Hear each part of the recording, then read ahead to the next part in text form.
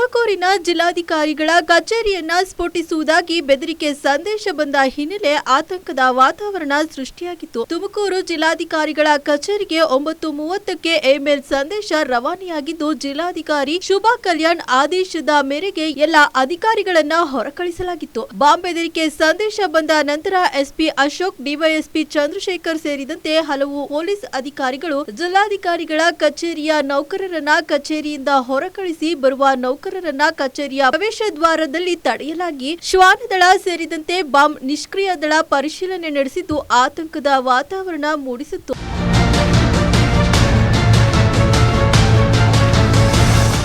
ಜಿಲ್ಲಾಧಿಕಾರಿ ಶುಭಾ ಕಲ್ಯಾಣ್ ಮಾತನಾಡಿ, ಬಾಂಬ್ ಬೆದರಿಕೆ ಸಂದೇಶ ಸಂಬಂಧ ಈಗಾಗಲೇ ಪೊಲೀಸ್ ಇಲಾಖೆ ಎಲ್ಲಾ ಕ್ರಮಗಳನ್ನು ಕೈಗೊಂಡು ಕಚೇರಿಯ ಇಂಚಿಂಚು ತಪಾಸಣೆ ನಡೆಸಿದ್ದಾರೆ. ಸಾರ್ವಜನಿಕರು, ಸಿಬ್ಬಂದಿಗಳು, ಅಧಿಕಾರಿಗಳು ಆತಂಕ ಪಡುವ ಅಗತ್ಯವಿಲ್ಲ. ಪೊಲೀಸರು ಎಲ್ಲಾ ರೀತಿಯ ಮುಂಜಾಗ್ರತಾ ಕ್ರಮಗಳನ್ನು ಕೈಗೊಂಡಿದ್ದಾರೆ. ಹಾಸನ, ಮಂಗಳೂರು, ಬೀದರ್ ಸೇರಿದಂತೆ 5 ಜಿಲ್ಲೆಗಳಿಗೂ ಬಾಂಬ್ ಬೆದರಿಕೆ ಸಂದೇಶ ಬಂದಿರುವ ಬಗ್ಗೆ ಮಾಹಿತಿ ಇದೆ. ಇದು ಹುಸಿ ಸಂದೇಶ ಎಂದುಕೊಂಡರೂ ಸಹ ಸಾರ್ವಜನಿಕರ ಸುರಕ್ಷತಾ ದೃಷ್ಟಿಯಿಂದ ಗಂಭೀರವಾಗಿ ಪರಿಗಣಿಸಲಾಗಿದೆ.